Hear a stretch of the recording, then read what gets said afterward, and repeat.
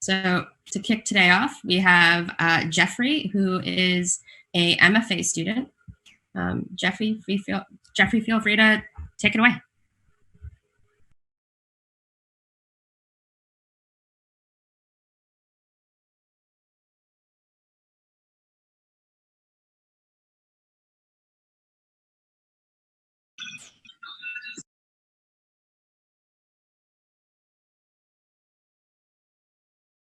Hi, I'm Jeffrey Geiringer, and I'm here to present some of the world's first AI sculpture. Can you tell what this is? Put your guesses in the chat. No. All right, time's up. It is neither an elephant, a dragon, a T-Rex, a skeleton. Oh, man. This object is a combination of the American flag and an AR-15 assault rifle. This presentation will explain how it came into existence. Welcome to Object Americana.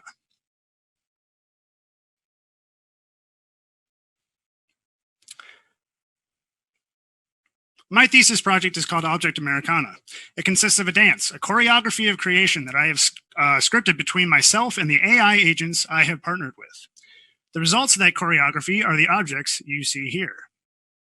Each of these objects is a combination of two things, a hybrid combined object sculpture created using AI with a theme of American iconography. Why AI? I came into this program with the firm belief in the idea that AI agents can be a creative force in their own right. For my thesis, I wanted to make a project that demonstrated this. That belief is rooted in what I see as the AI's unique perceptive ability. The AI sees the world in a way that humans cannot, through the form of pure data and computer-encoded reality.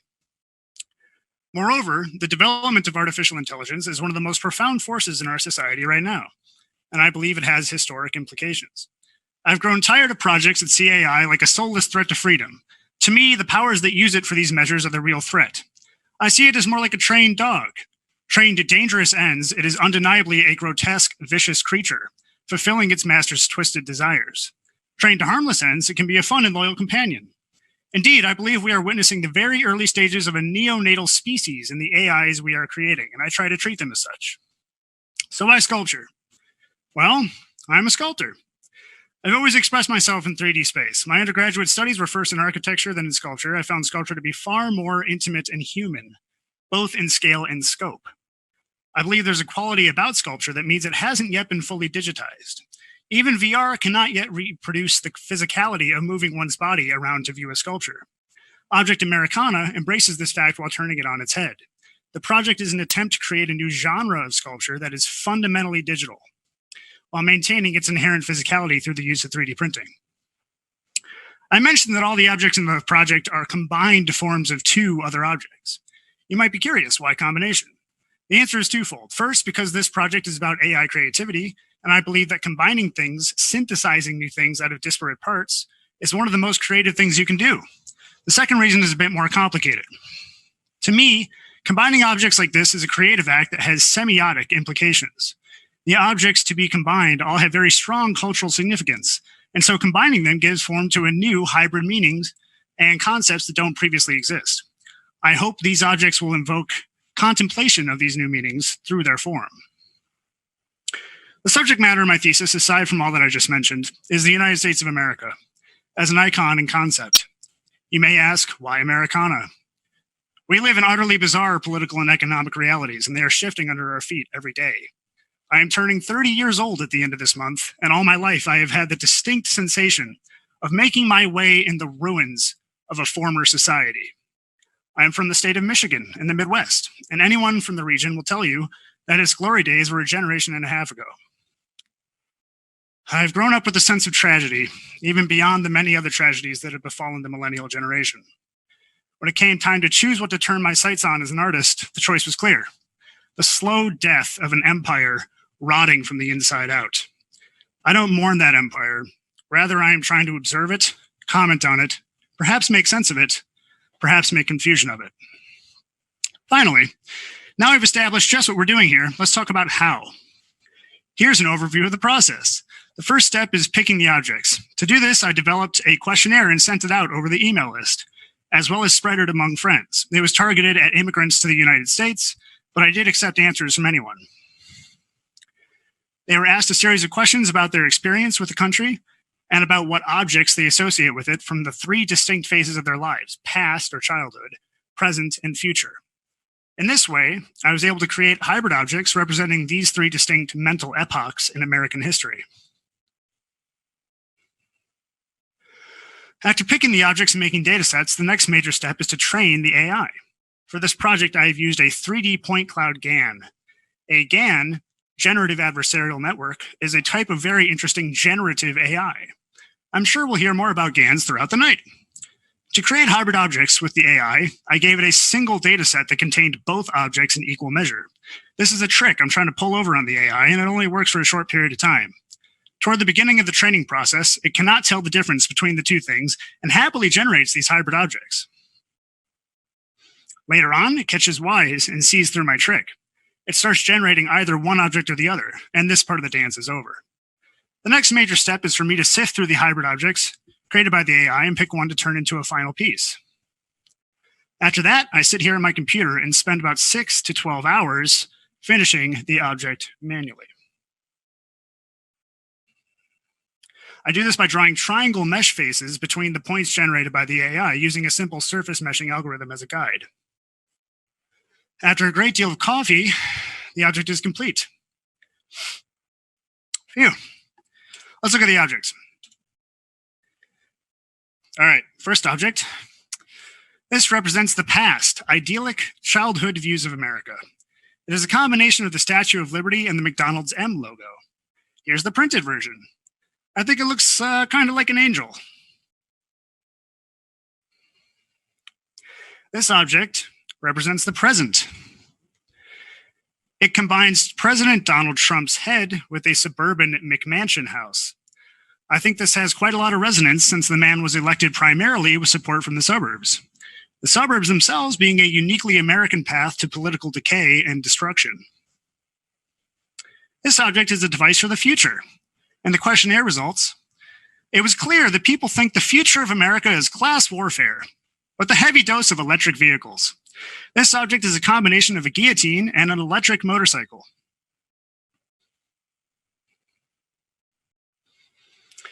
Finally, I could not ignore an overwhelming through line of the data. For all three mental epochs of American history, people responded that the flag is a constant object.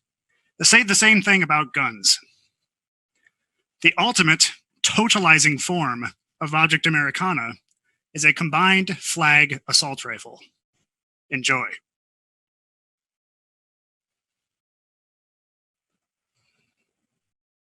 Special thanks to my incredible partner, Steph, and of course, many thanks to my studio advisors, Colleen Macklin, Anejka Sebek, Ayo Okunsende, and of course, Harpreet Sareen. Cheers and thanks for listening. Thanks so much, Jeff. Next up, we've got Ray, who is an MFA student. Ray, take it away. My project is about human-machine communication in the context of how they're arranged in space and the gestures that machines have.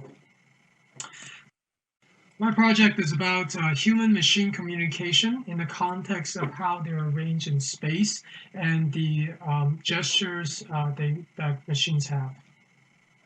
So this project is my thesis at Parsons School of Design. Okay, sounds good. Okay. All right, so I'm going to give a slightly shortened version of what I gave on the video, but here we go. So my project, actually, you already heard the first part. I don't have to repeat the first part again. So I'm looking at human-machine communication in the context of space and how space shapes that type of interaction. This is my Parsons work. So Knights of the Round Table, as I was saying in the video. So the interesting thing with the Knights of the Round Table is that you think it's everybody's equalitarian. They're all, in a similar standing in with respect to the space that they occupy. But what you notice is that there's always some person who's sitting opposite the door, and there's always a door, right? So that person, guess who it is? It's King Arthur. So what that means is even when you try to make the space equalitarian, there's some hierarchy, there's some implicit influence. And these types of implicit influence have been found. For example, we think adds differently when you sit in different seating arrangements, for example. In my own work, though, it's about machine gestures and how the gestures operate. So the question is, how do the gestures operate in space? So, for example, this is work from Wendy Ju's labs where they have, kind of futuristic mobile furniture that actually does different things that are unexpected to the human. So they utilize the space to give forth that gesture. So this is important for design for the future, because future there will be situations where we have mobile furniture and furniture that or spaces that can remap themselves, for example. And even right now in Zoom, you notice that there's actually different hierarchical things going on. There's like people in the upper left, lower right, et cetera, et cetera. And so the way that we imagine space is really important. So the framework that I have come up with this is the idea that robot interact with humans both overtly and interacts with the environment, which then shapes human behavior implicitly. So both of those things are crucial in understanding how the robotic agent with the environment as a whole is interpreted by us. So I made 3 studies based on this. So the first study is actually just to look at how people actually gaze in visual scenes where we put the chairs in different, in this case, I'm looking at chair furnitures, to put the chairs in different arrangements. And so I put people on their eye tracker. So this is what you see. So you fixate and then you look at a scene like this, right? And then you fixate again, and then you look at a different scene. And in those scenes, they're arranged differently and they're controlled for things like lighting and like windows and things like that. So this is the typical situation. So what you can see is actually that they're looking at the table a lot and they're kind of gazing away, et cetera, et cetera. So what I find from this result is very interesting is that when you put the chairs, arranged towards the same direction, looking at like a wall in the back, what people is they start looking at the screen that's there. And then in the same scene with the chairs arranged differently, when they're in a circle, people tend to look at the table. And not only that, when you talk to people afterwards, they tell you people like, oh, in the table, it looks like they're having some sort of chat discussion, is this a room for that? And then the other one, people are going like, oh, this is like a room for movies, et cetera, et cetera. So in conclusion, this study shows us that the arrangement of these chair robots I have in the space actually influences the way people view the space. The second study is actually done in collaboration with folks at Cornell Tech. So in this study, it's about the gesture side. So not the spatial side, it's more the gesture side. So in this case, for example, we show people video. So we show people different videos of chair gestures. So in this case, this is one chair gesture. You have the chair basically kind of like, pushing forth in front of the woman, and that's basically telling the girl to move, let's get going, right? So this is coded correctly in this case because that person actually interprets it the way that we thought it would be. But if you look at some other user, they could actually interpret this incorrectly. For example, this person is thinking that the chair is actually following the woman. And so what you can do is basically show people a bunch of different types of movies of chair interactions, right? So for example, here's a chairs where they look at each other, and the idea is to kind of force folks to kind of work together. And then there's another one where they kind of put themselves in one direction to kind of get people to focus onto this thing in the back, basically. Right. So this is like telling them, oh, let's focus, guys. Let's see what's back there. Okay. And then there's also one sort of one-sided interactions where, for example, in this case, the chair is literally just following that person around the room. So when you look at the different gestures, you can actually basically use this to design your gesture sets, right? To understand, oh, okay, so like this gesture actually influences the way people think that the chairs are being expressive versus the way that they're having relationships with each other, et cetera, et cetera. So those are 4 questions that we ask them: how responsive they are, how expressive the chairs are, et cetera. And what you can see in the tracking one is actually super responsive, but it doesn't affect the person as much. So in conclusion, we can actually use different videos to prototype interactions with possible future type chairs. So finally, just as the final part, I actually brought these 2 things together into this virtual environment, because the idea is that in the virtual environment, you can actually get the chairs to do all kinds of interesting, crazy things, but you can also put them in the space that you want, and you have the control of being able to map out the space the way you want it. So it's kind of the best of both worlds. So I actually built a scene where you can have all these crazy chairs going around, you can choreograph how the interactions go. And then there's both the gestural part and the way that I arrange them in the space. So basically in this experiment, I put people into two different types of spaces. So one is where they are aligned, and one is where the chairs are in a circle. And so what I do is basically look at the particular gesture in which the chairs start looking at you. So we can see here is basically the chairs start looking at you. If you follow around in the room, you actually, the chairs will all follow you. It's kind of slightly creepy.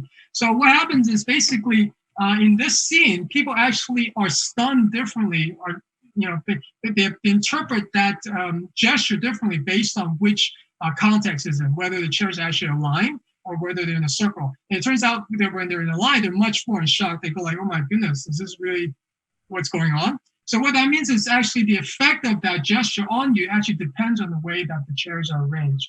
So I basically came up with a way to test a part of the idea that both the spatial and the gestural component can interact with each other to influence how we interpret things.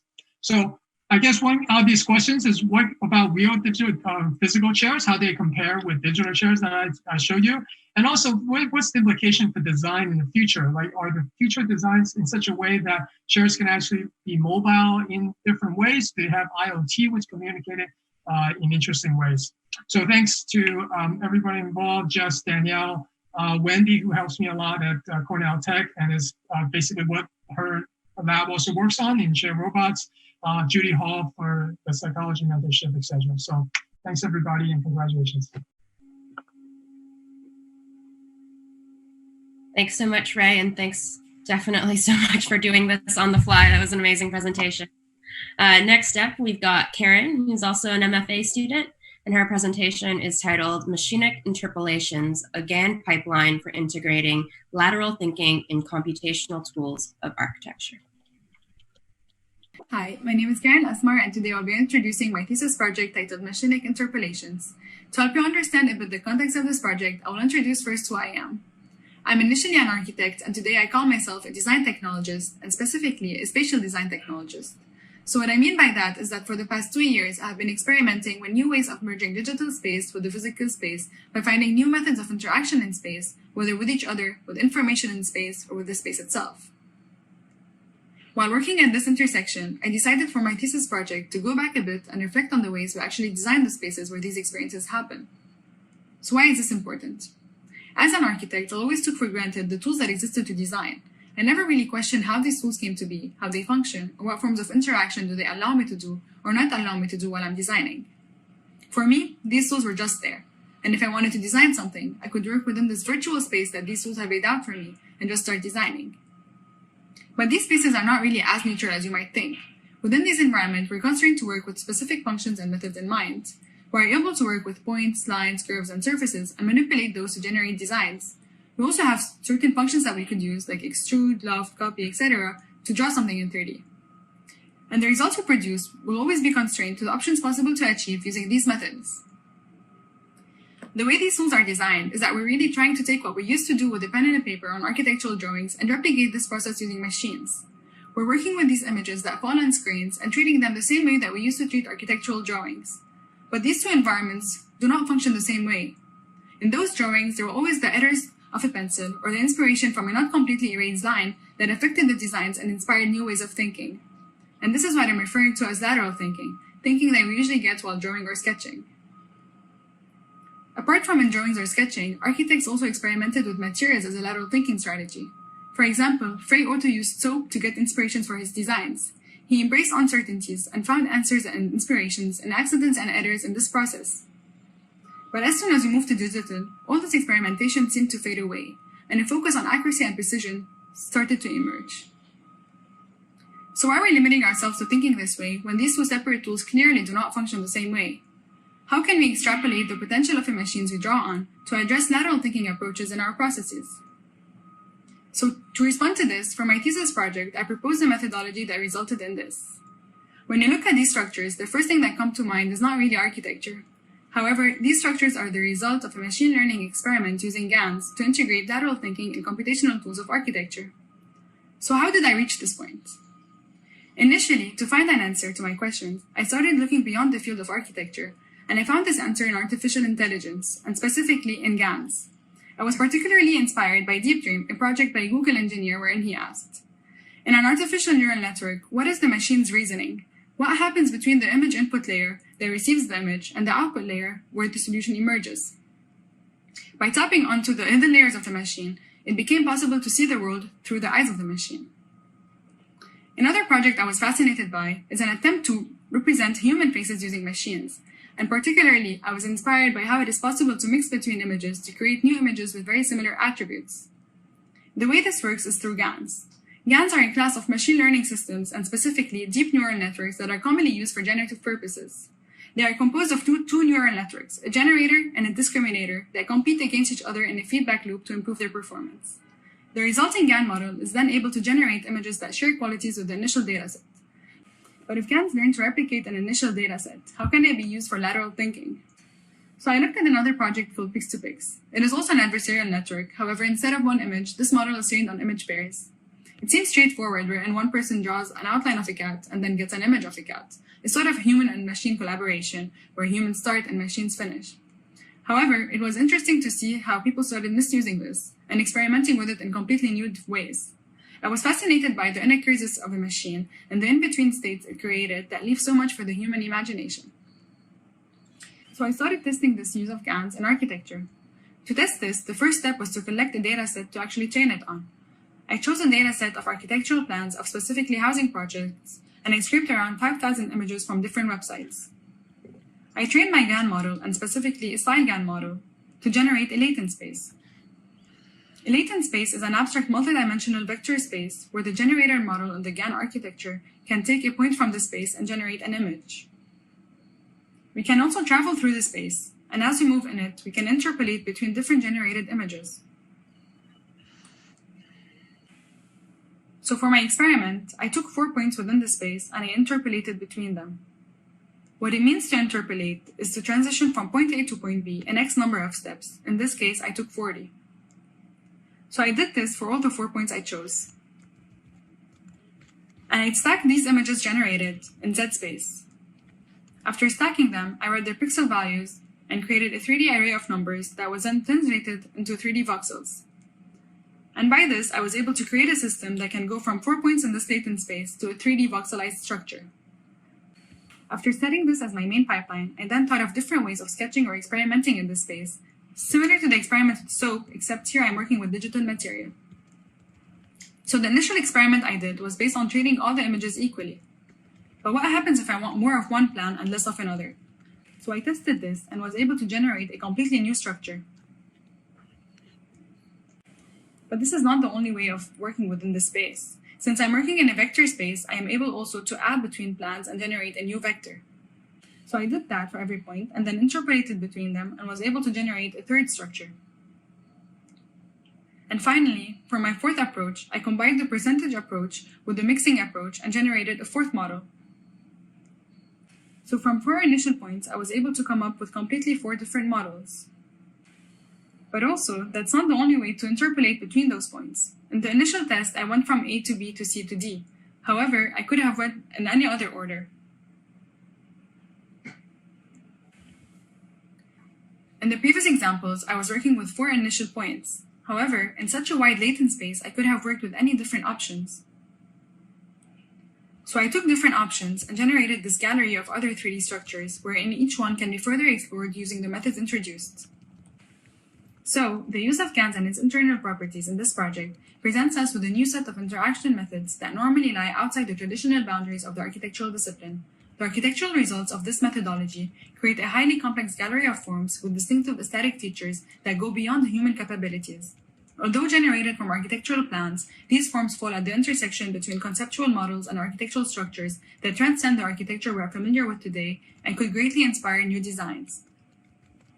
This particular shift in traditional thinking, if integrated into the tools of today, may enable us to incorporate lateral thinking into our current digital processes and pull our architectural tools out of the industrial era thinking. Hence, by reinforcing the uncertain and the unpredictable, designers can move away from established ways of thinking, and the course of the discipline can finally be readjusted with our digital futures. Thank you so much everyone for listening, and special thanks to Harpreet Sareen for being extremely patient and tolerating me for 2 whole years, to Loretta Wolozin for her constant feedback, and to Catherine Moriwaki and Jamie Keels for being amazing Thesis 1 advisors. Thank you. Yes, Karen. Thanks, Karen, so much. I love your work always, and I'm really excited to see what's next for this project. Next up is Noah. Give me 1 second.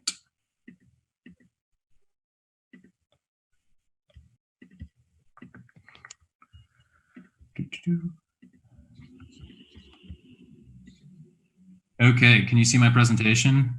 I can't see the chat, so I'm going to assume yes. I'm Noah. My project is called Masked Contexts. So let's begin. So Masked Contexts is an exploration into the COCO dataset and dialogue with the photographers whose images were scraped by the dataset's authors without their knowledge or consent. And I'll return back to COCO in a second, but I think it's important to discuss where the project started to understand how I got to this point. This is a quote from artist Memo Atkin, who was a big inspiration for me in the early stages of this project. And it reads, "We can only understand the world through the lens of everything that we've seen or heard or read before. We are constantly trying to make sense of everything that we experience based on our past experiences. We see things not as they are, but as we are. One who has only ever seen thousands of images of the ocean will see the ocean everywhere they look." And AI and computer vision are the exact same way, right? They are literally called artificial neural networks because the process is copied from our own biology.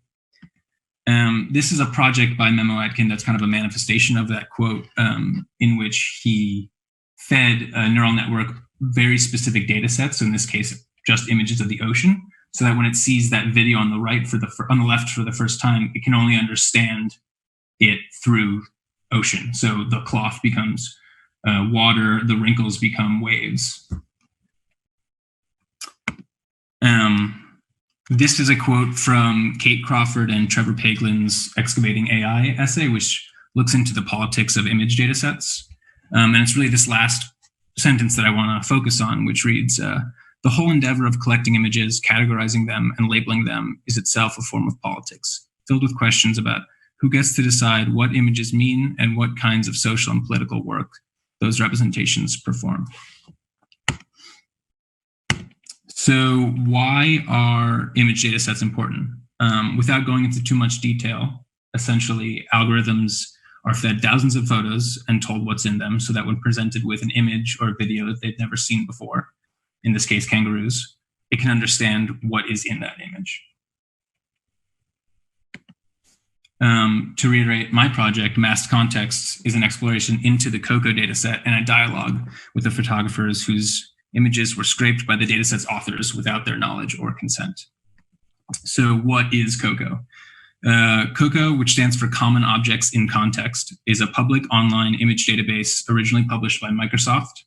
It contains approximately 330,000 images, all of which were scraped from Flickr without the photographer's knowledge or consent.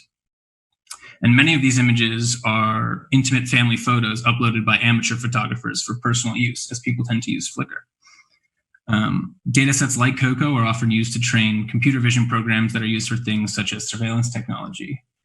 And while the COCO dataset provides metadata for each image that contains information, no credit or reference is made to the original uploader, to the photographer. So what did I do? I managed to reverse engineer the dataset through custom scripts to provide additional metadata, including the Flickr username associated with each image. And I started reaching out to them, and this is a screenshot of one of the messages I sent.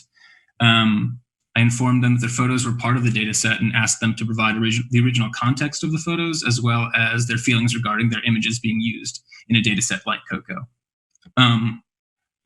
Unfortunately, Flickr suspends messaging after 20 messages are sent from a new account as a sort of anti-spam measure. So I had to make quite a few accounts throughout this process. And the conversations that emerged as a result of my messages are documented in and the centerpiece of this project. They can all be explored in depth on the project website, which is maskedcontexts.com. And they're kind of organized by these key phrases that I pulled out of the responses. I also got IP banned from Flickr on March 8th. So I started using the school computers to message Flickr users. This is the email they sent me. You can see it's addressed to Martin. That's not my name, but I became a little bit paranoid that they were tracking me. So I started using other names when I created new accounts. Turns out I was right. So I started using the school computers, but unfortunately after the school shut down due to COVID, I could no longer reach out to them and just had to use what I had at that point, which was I'd reached out to 365 users at that point and gotten 22 responses. I also became really interested in the annotations included in the COCO dataset. So COCO provides two methods of annotation, masks and captions, and you can see them here. This is a screenshot from the COCO website. Both of these methods of annotation were made by outsourced hired Amazon Mechanical Turks.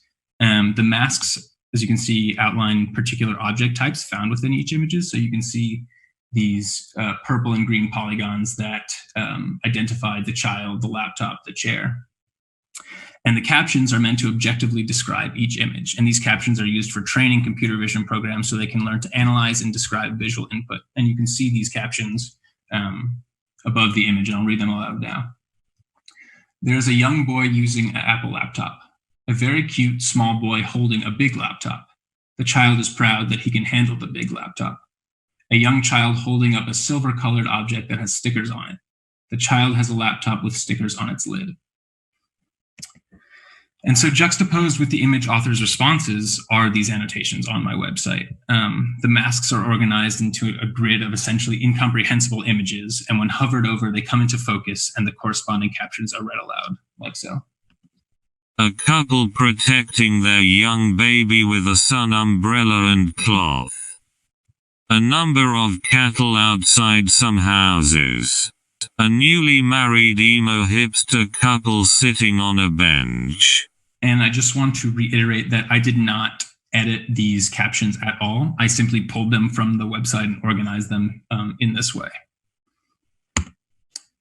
These can also be viewed in juxtaposition to the conversations I had with the original photographers by hovering over the image in the response section. So on the left here, you see the response that someone sent me, and on the right is the image. A man holding out a fork with some food on it. A man holding a fork with a glob of chocolate underneath a cute of caramel. And so that's my project. But if I can leave you with one thing, it's to think about this. COCO is a public free data set. In terms of transparency about process and sources, it's actually relatively good. But think about larger tech companies like Facebook or Google, which don't have public data sets of this nature, but have access to tons of our data. Think about what could be in there, what some applications for those data sets are, and what that could be influencing in your life. And with that, I want to give special thanks to Richard, Anna, John, and Barbara, who were my thesis advisors throughout the year, and John, Anna, Lon, Zach, and Zena, who were my classmates who were extremely helpful throughout this process. And lastly, I want to dedicate this to my friend, Rob Height, who's an amazing artist in his own right, and whose painting has hung above my desk throughout this entire project and served as a daily inspiration for me. So with that, thank you. Thanks so much, Noah. Congratulations on your amazing work. I'm really excited to check it out. Next up, we've got Bolor, who's also an MFA student.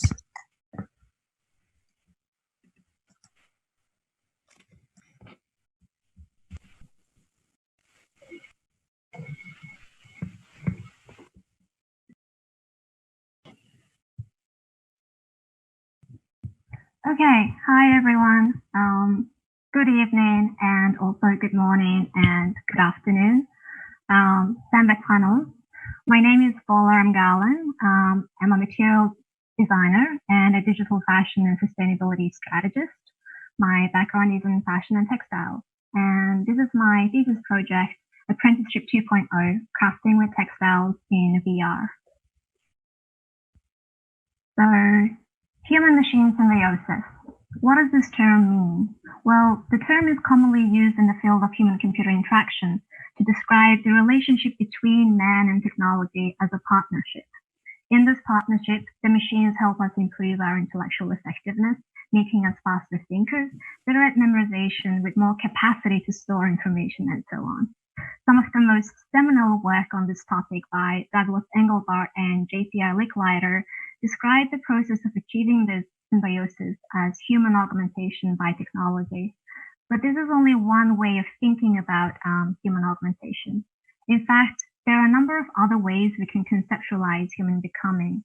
Homo sapiens, man as the wise or knowing one, is the most predominant way we think about ourselves. But Homo faber, man as the maker, is the focus of this project. This is because an increasing number of researchers and intellectuals now argue that human intelligence is the product of fabrication as much as it is the product of Darwinian evolution by means of natural selection. And this quote by Henry Bergson, who's a French philosopher, really kind of captures the essence of this argument. It reads, intelligence, considered in what seems to be its original feature, is the faculty of manufacturing artificial objects, especially tools to make tools and of indefinitely varying the manufacture. So how can we better support the work of the Homo faber? And how can we redirect technological progress in a more human-centric direction while acknowledging man as the maker? And so what is Apprenticeship 2.0? Well, it is a digital tool, but also is an embodied learning experience. More precisely, it's a handcrafting experience that takes place in virtual reality using digital textile materials. And I set out to accomplish two things with the experience. The first one is to enable the apprentice to leverage the benefits of computation and at the same time the creative possibilities of making in VR, in effect making it possible to investigate craft and technology junctures as possible seeds for craft innovation. And two, to demonstrate the possibilities of human-machine symbiosis, to show how human hand skills and technology can coexist in ways that preserve human culture and material know-how. And so in realizing this final form, three things became central to the project. The first one is, of course, the apprentice's hands. From engagement point of view, the hands were important enablers of an embodied, authentic interaction. The second one is materiality and realistic simulation of the behavior of different physical materials that the apprentice can then learn. And finally, the third one is the importance of time. In Japan, the word takumi, which is Japanese for artisan, is used to refer to master craftsmen or women who have an uncompromising commitment to their work. The takumi spend decades honing their skill, and it is said that it takes up to 60,000 hours of training to become a true takumi. But to achieve this level of commitment, the takumi embraces mindful repetition where crafting becomes intuitive and second nature. It appears then that it is precisely this slow, repetitive journey to becoming a master craftsperson that instills in the maker patience, persistence, material know-how, and also awareness of resource limitations. And it is these values that are devoid of economic and social conditions that I wanted to focus on and to instill in the digital craft apprentice in this craft experience. And this video shows the vision I had in the beginning where a rope would be tracked in full resolution through a camera and all of the deformations of the rope would be captured in order to simulate what is being made as a virtual object. The virtual object is what you see in the top left corner of the screen. And there are many advantages to having a physical rope interface. Firstly, by tracking this rope, it will be possible to capture both the perfections and imperfections resulting from the human hand. Secondly, a physical rope interface would essentially retain all of the tactile aspects of manipulating a physical material. These are things like texture, temperature, and the weight of the material and so on. And I also experimented with various sensors and computer vision techniques to be able to track the physical rope. But there's a certain level of fine granularity that is needed to fully capture the flaws and imperfections, as well as the perfections resulting from making with one's hands. And these techniques each presented unique technical challenges. So I shifted to using lip motion, which is a hand tracking technology, to track both hands and use this hand data to manipulate a virtual rope material in VR. In here, you can see an earlier implementation prototype that was essentially an experience where you can create 3D lines to create 3D forms in VR. A later version of this prototype was tested with different people, people with craft and non-craft backgrounds. Their feedback reveals that even without a haptic glove or other kind of physical interface to give real tactile feedback, the interaction actually still felt real and intuitive and embodied. And 3 other key insights from these tests were centered on the notions of preservation, time, and creativity. Several users commented on the potential to use this technology to document and preserve specific craft techniques that are critically endangered. The comments about time emphasized that with more time, users felt like they would be able to get a good handle on what the potential and little nuances are of this tool, and that they would be able to, over time, learn the tool and its material properties and leverage them to design more liberally.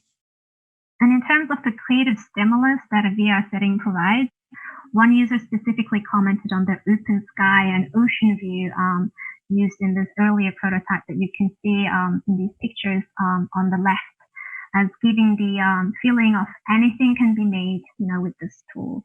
And these images also show the outputs from the test with 3 craft people. And so based on the insights gathered through user testing and further analysis of all previous iterations, the final experience was designed to emphasize the significance of time, material know-how, and the benefits made possible by leveraging computation. The significance of time is revealed in the experience using time-based elements, such as day and night and seasonal cycles. And as the apprentice spends more time crafting inside the experience, the visible experiential change in the surrounding environment can act as gentle nudges to the apprentice to continue making progress in what they craft, while also acting as complement to the progress the apprentice is making. And so, in addition to making these things with our hands, making things with our hands can be described as an incremental feeling one's way through the world that is stripped of grand plans. And in the field of embodied learning, this interaction with our environment is described to be what determines man. The argument here is that man's tool is a part of the world which he makes and interacts with, and that in itself also determines man in return. And so it would not be unfounded to then say that the tool here is the teacher, and that man and his tool are in a continuous cycle of reciprocity. And this intimate relationship with our tools can only be established over time as we transition from novice to expert. So here is a short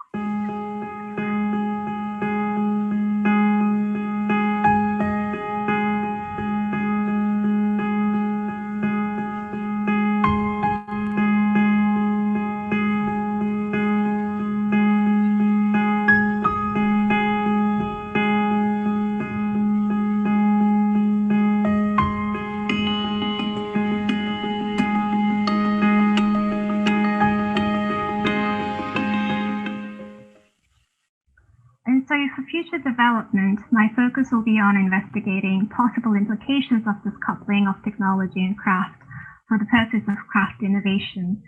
We now see an increasing collaboration between craftspeople and mathematicians and engineers and material scientists to design novel material properties. So my question would be, how can we leverage this technology to design new materials that do not exist yet? And with that said, I would like to end my presentation by thanking my thesis supervisors, Harpreet, Loretta, Neska, and Anna. And I would also like to take this opportunity to thank other DT faculty who informed and shaped this project at different stages, including John Sharp, Ben Travis, and Kyle Lee. And finally, I would like to also thank my family for their never-ending support throughout the development of this project. Thank you. Thanks so much, Bolor. It's a beautiful project, and I'm excited to see where you take it next.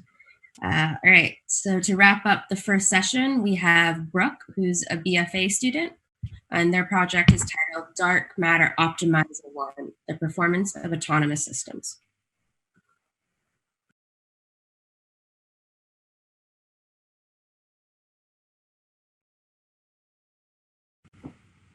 Hi, my name is Brooke Smith, and I'm a recently graduated Design and Technology BFA student, and I'm going to talk about my thesis research and work, the current iteration of which is entitled DarkMatter Optimizer 1 Patrol. This work is an autonomous machine and performance that explores emergent bias through programmed mechanical elements and sculpture. This is an initial contemplation of the contrast between how algorithmic systems are authored and how they are presented as dogmatic fact. This work aims to play into the austere, highlight the absurd, and reference the human hand in algorithmic automation. This steel machine currently contains a motorized linear slider system, custom electronics, and a wirelessly connected central server and database that produce the logic for the machine. The linear slider system moves a platform along the x-axis of the machine as a performer drops dark matter, a black slime-like substance that I created, into the top of the machine. The machine responds to the actions of a performer by reorienting its movement patterns and speeds.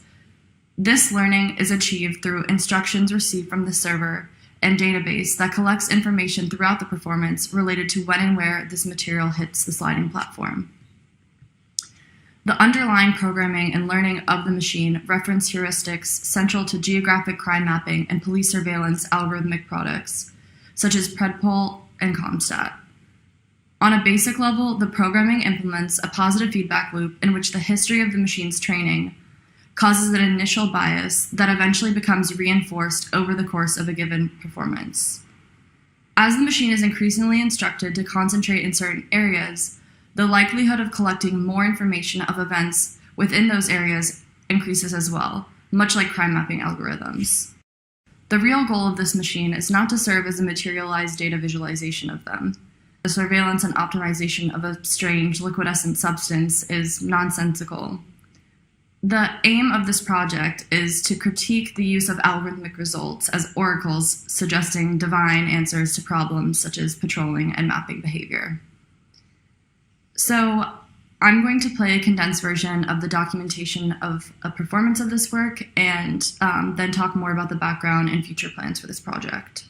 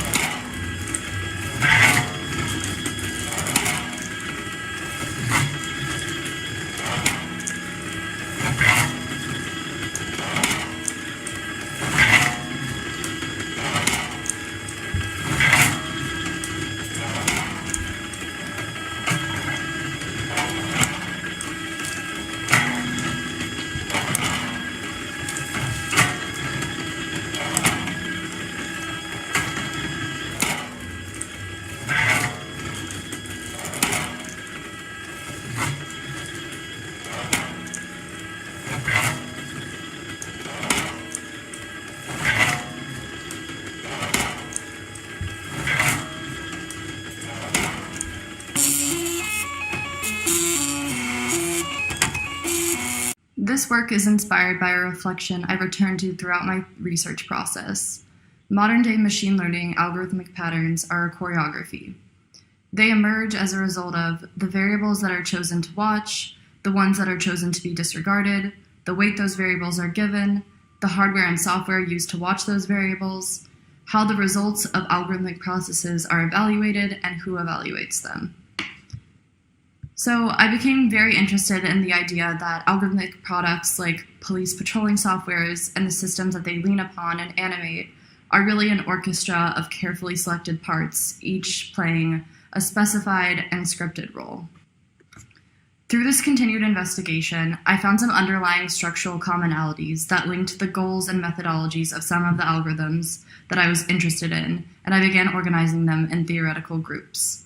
I found that some algorithms targeted and exploited people explicitly based on their disadvantage, such as payday loans and for-profit college targeting. I've been calling these algorithms nets.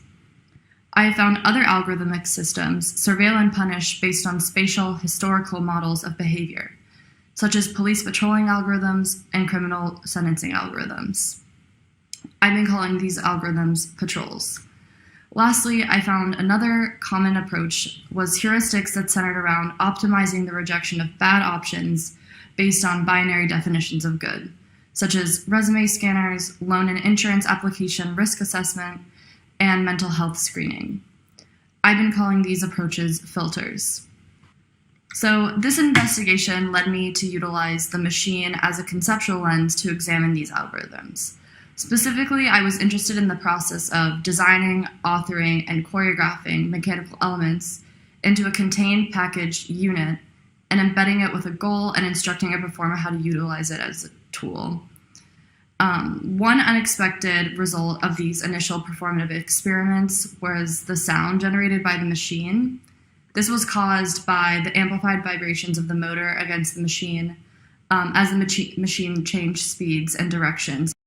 Other artifacts produced were the canvases generated by physical stains and clusters of goo that collected on the seamless papers beneath the machine. So material that did not collide with the platform and therefore was not accounted for in the machine's learning and updated movement pattern.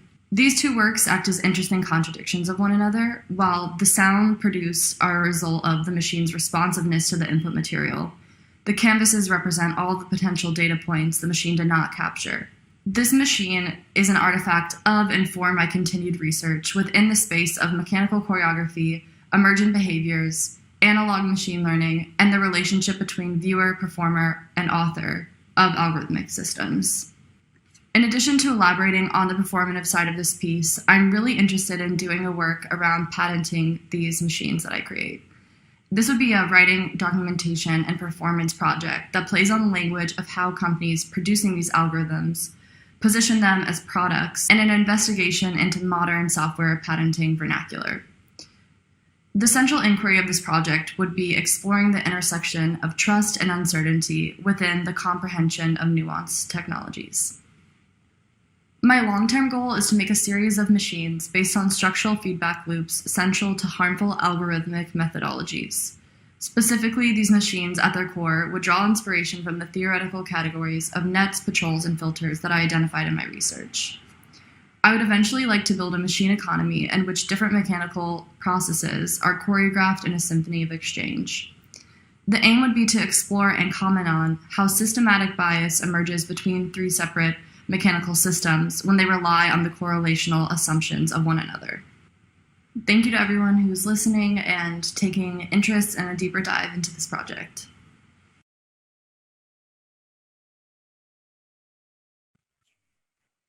Great. Thank you everyone for sharing their work. I'm continuously humbled by all of you and your ambition to just try new things. So I guess let's start off the first session's Q&A. So before we start, let me introduce Dr. Pinar Yoldas, who will be leading the first session.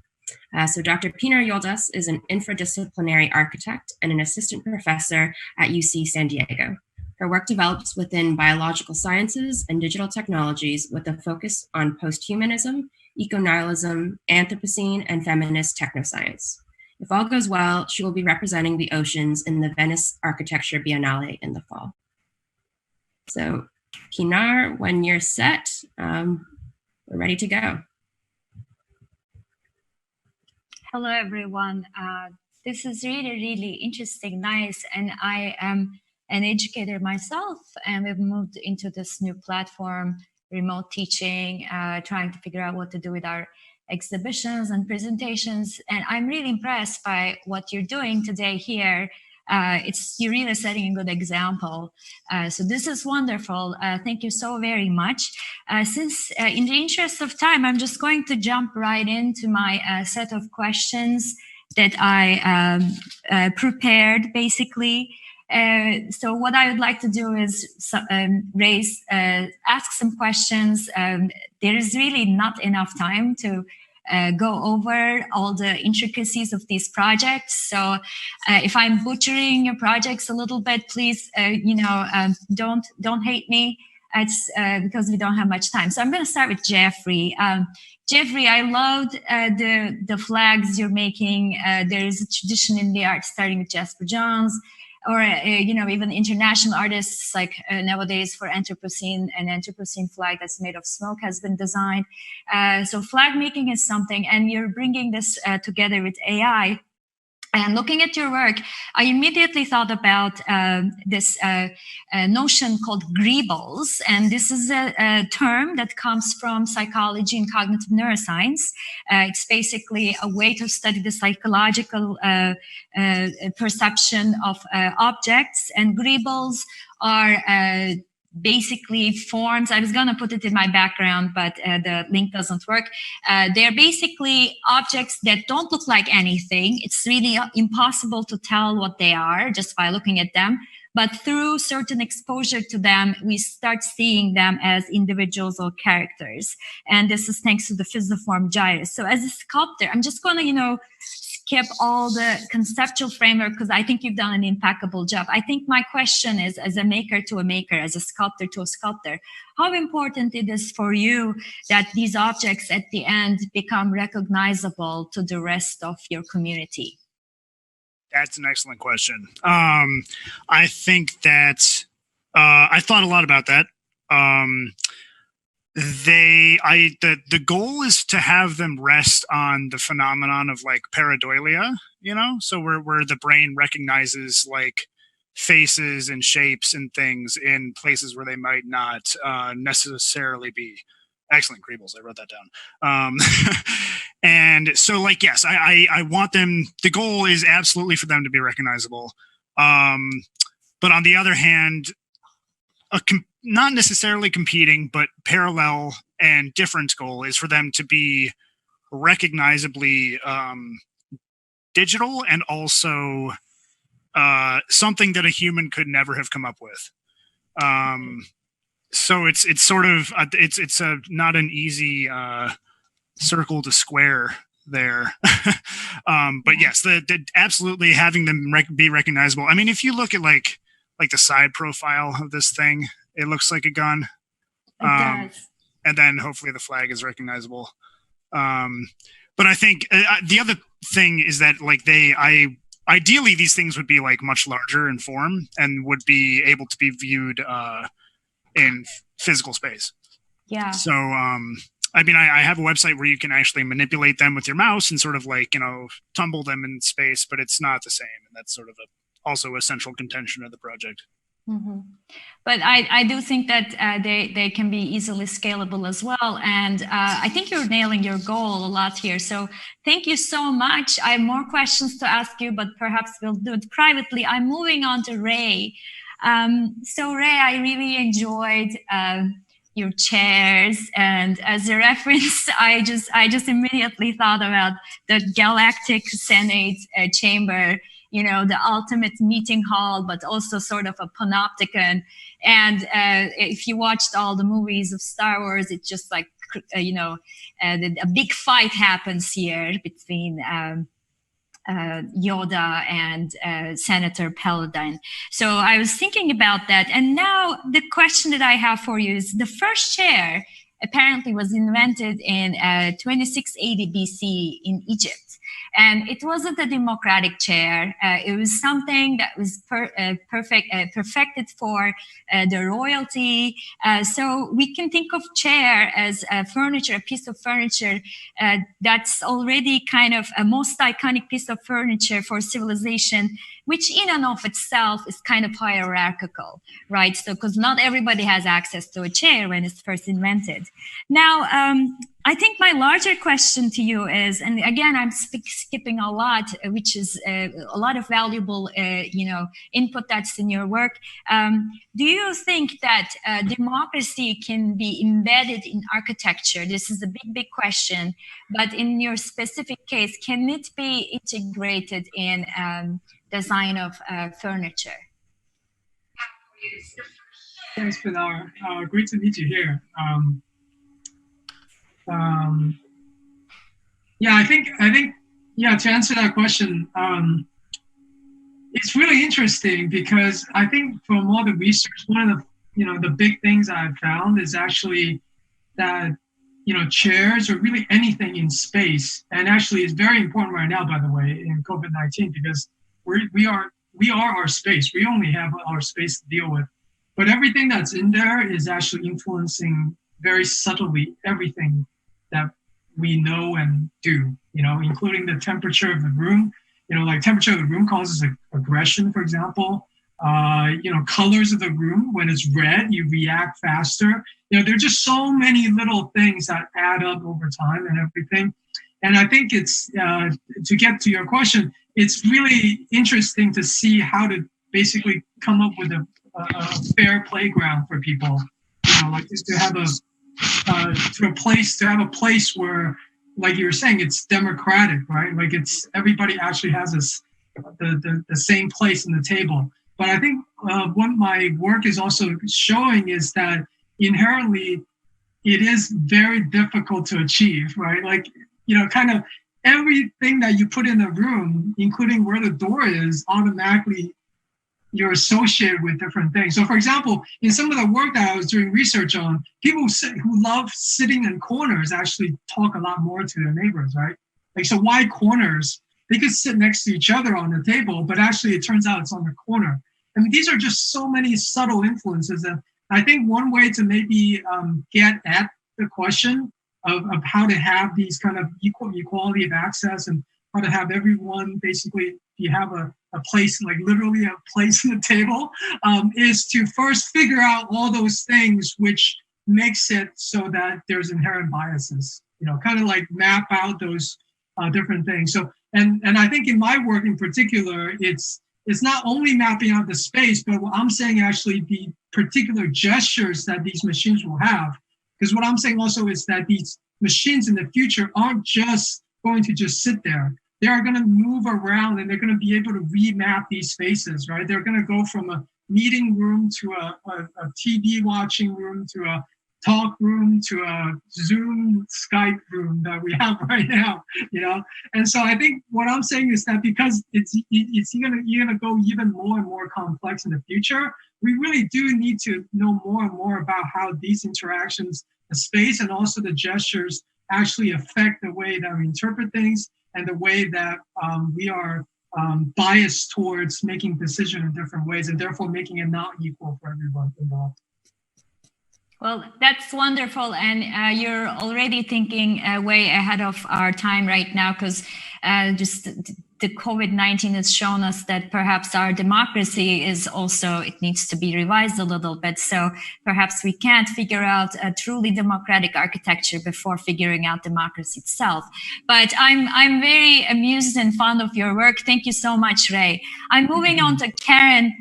So Karen, I'm also trained as an architect, and your presentation really spoke to me directly. Just, having spent countless hours dealing with AutoCAD, which was a hellish nightmare.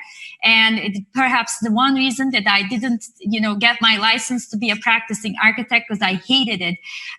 But then you move on to this idea of a latent space. I wanted to bring forth an architect who is very dear to me, Livius Woods. And in my background, I have an image by him. Here's a quote from him. Architects are idea people. We have concepts and make designs that embody or implement them. We present them as clearly and openly as possible and can only hope that others will find them useful to their ends and build them. And this is coming from an architect who has been architecturally sterile. He didn't really build anything, didn't care much. So now there are some architects today that call this latent space of AI as a dream space, right? And then looking at your work, we can think of it as architecture dreaming, right? And this is probably not a very, great metaphor, because the way dreams work in our brain and the way latent space works is very different. But as much as dreams are great, they also don't make sense all the time.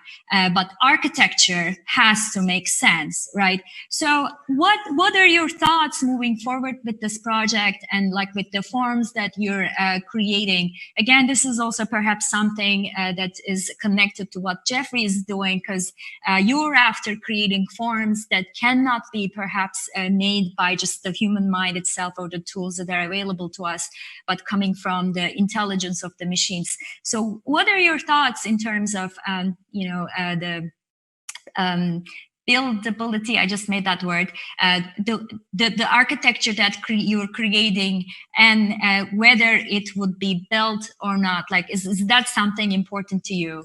Is that a direction that you want to pursue? Thank you for this question. For me, I wasn't really thinking about if it's going to be buildable or not. I was really questioning the ways we design and the ways we think of design. So when I started this project, I knew that we think of AutoCAD, we think of a slab and a concrete wall and then columns and all these things. And I was thinking of how can we, like, these methods are based on the tools that we use. So how can, if we change our tools or if we change our ways of thinking, would we be able to restart or like change the way we design these elements? Because like the ways that built environment is designed now, it's still like the same since the industrial era. So we still, and there's a movement called like a discrete architecture. So can we move into designing with different computational methods, and how will that affect actually how we start designing? So my project is more of a one step into this new world of designing using pixels or designing using voxels. But I don't think that it's directly linked to directly buildable now. But it depends on the data set and it depends on what you train it on. It could lead to actual designs probably. There's an architect, Sebastian Errázuriz, who recently said that 90% of architects will lose their jobs as artificial intelligence takes over the design process. So what's your response to that? No, I don't think that's ever going to be the case. I think architecture is not just about form. I think it's more about like the sensibility of how you design a space. And there's so many different elements that go into architecture that can be really based on the machine. It can't dictate like human sensibility to things. So like it can help you lay out things and it can help you on a very organizational level, but I don't think it can help you on design very specifically. Well, thank you so much, Karen. And again, very beautiful work. I'm very inspired. I'm moving on to Noah. So Noah, first off, I love Memo Aktan's work myself, and I actually work super hard to bring him to UC San Diego, and he will be starting his position here in the fall if all goes well. I don't want to jinx it. But your project was very, very interesting to me, also because it has this kind of sense of humor embedded in it, although that's not the goal. And you asked at the very end, you asked us to think about the implications of this. And I actually wanted to ask you, like, what do you see as the biggest peril of this, these systems like COCO? Oh, I think the biggest peril is that your question? Yes. Yeah, I mean, well, I think as I kind of hinted at in my project, these algorithms are making more and more decisions in our life, right? And there's this kind of invisible layer about how they work. We call it like a black box, right? We throw data in and then it makes decisions. And I think the danger is like the common saying, garbage in, garbage out. Like we don't know what's going in and fueling those decision making. And every time there seems to be an investigation into a AI that's making decisions that maybe we're not there yet, we find huge issues with bias and racism, and basically all the issues that we have as people are being embedded in our AIs. So I think that's probably the biggest peril. Well, thank you so much, Noah. I'm going to move on to Bolor. I hope I'm pronouncing your name right. Yeah, that's correct. Thank you. Okay, Bolor. It's I was also looking at your other work when I received your links from Allison. It's just so beautiful work. I really want to, have your designs around me. It's gorgeous work, but it's also, again, as someone who started drawing very early, and I also built things, I used to like build my sculptures, just using my hands, and I used to draw a lot. And now most of my work takes place in the digital platform, right? And I know how frustrating it can be to make a rope in ZBrush, for instance. Like, you know what you want, but it's so hard to get there. So I'm really hopeful. It gives me hope to see, tools like the one you're working on coming from people with this kind of sensitivity. But I just wanted to ask you, again, you mentioned this in your presentation, so obviously you're thinking about this, but the haptics, the tangible context will definitely be missing, and dexterity is something that also happens with like touch. We have amazing touch receptors in our hands that guide us, right? Our cerebellum is always at work, orchestrating movement. And part of this expertise of building, making by hand is, training these systems repeatedly, which doesn't necessarily translate to virtual platforms. So what is your vision for that? Like, are you after, let's say, a full, replica, or are you more interested in just improving your tool to what it can become within the limitations of this software? So it's not a very clear question, because I'm also like, I get inspired by tools like this, but at the same time, it's like chocolate milk with a little drop of poison to me. Like, I want to drink it, but I also don't want to drink it, so just wanted to hear what you have to say. Yeah. Thank you for the question. That's a really great question. So I think there are two directions that we can go with this kind of tool. One is, as you said, replicating existing techniques and really trying to capture all of those tactile sensations that we get from manipulating a material and learning how a particular material behaves, right? And that can be applied in the context of craft preservation, where we now have, craft techniques that are actually extinct or considered critically endangered. And so some of the prototypes I showed where I'm trying to track a physical rope, and there was that sort of infinite rope idea where you connect two pieces of a rope together to create a knot, and then you undo that knot, and then you connect the pieces again, and then you create another knot. So those prototypes kind of went in that direction, where I was really trying to retain all of those tactile sensations. And I think that's definitely something I'll continue working on to improve on and to really sort of track that physical material and bring that into the digital world. Mm-hmm. But at the same time, I think also it's important to acknowledge what computation allows us to do with digital materiality.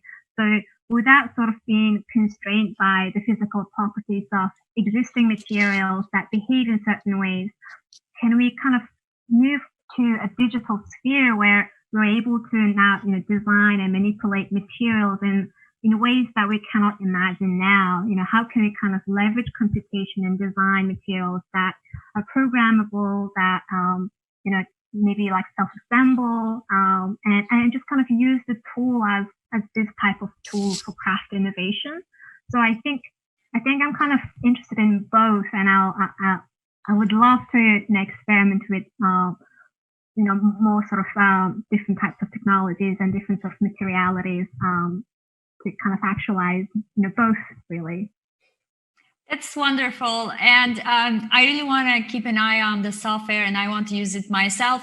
As a note, I thought you might find, this is kind of like a very canonic text, but a Simulacra and Simulation by Baudrillard. Yes, you're already nodding your head. Yeah, it's a really good book, isn't it? But thank you so much. I must move to Brooke Smith in the interest of time. Brooke, are you there? Hi, yes. How are you? I'm good. I'm really excited to be here with you guys. Now, I loved this machine. It's just so proper, but so messy at the same time. And I immediately thought about as you talked about the the petrol algorithms, etc. Minority Report. I'm of a generation where I actually watched this film and it was popular. And now when I talk to my students about it, they're like, Minority Report, we never heard about it. So I'm just putting the image in the background. This is, a speculation on the future of, let's say, the police department, predicting crime with algorithms, right? This is the future that's been imagined. Now, this is tangential to your work. I think what really stays with me looking at your work is I think of them as perhaps diagrams, and during your presentation you showed some charts and diagrams that you made, and I immediately thought about Peter Eisenman, the architect, and his diagram diaries, where he talks about the significance of diagrammatic thinking in design.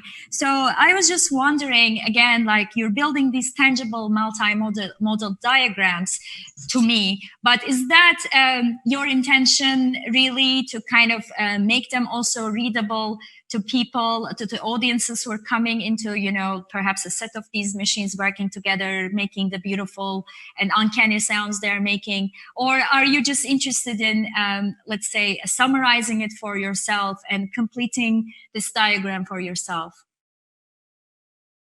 So I think, especially with the work that I showed, I was the most interested in the latter, not necessarily just making it for myself, but as a way as maybe conveying like the eeriness and otherworldliness of these like machine qualities that when I think of the algorithms that I'm commenting on, they're so weird and wild, and it's insane to me how they are like implemented and really engaging these systems, all the weird, insane results that they produce, and biases like uncertain, I guess, basically like all of the lead offs that come from those like algorithmic implementations. Right. I think. Oh, sorry. Go ahead. Oh, sorry. But I think in terms of like the underlying mechanics, programming, even like things about how information is siloed with the machine and how it's passed back and forth, is a way of me underlying the like perceived presented machine artifact and like performance, understanding and commenting on like some of like how that information is passed around. So it is like very much like a personal research project in the sense of like, what is the cause and effect relationship between these like program dynamics? But I think like the takeaway that I really want people to receive, and eventually as I like continue to work on it, is the weird, eerie, like otherworldliness of them. Well, thank you so much. Allison, I think we have to stop, right? Because you have another set coming up. I think we're actually going to skip the break, but thank you. I'm so sorry. I actually have more questions to all of you. Brooke, especially, like, I liked how you mentioned this as a choreography as well. And thank you so much for inviting me. And I'm very inspired seeing your work. And I wish you the best with your projects. And I'll keep an eye on where they are headed. Thank you, guys. Thanks so much.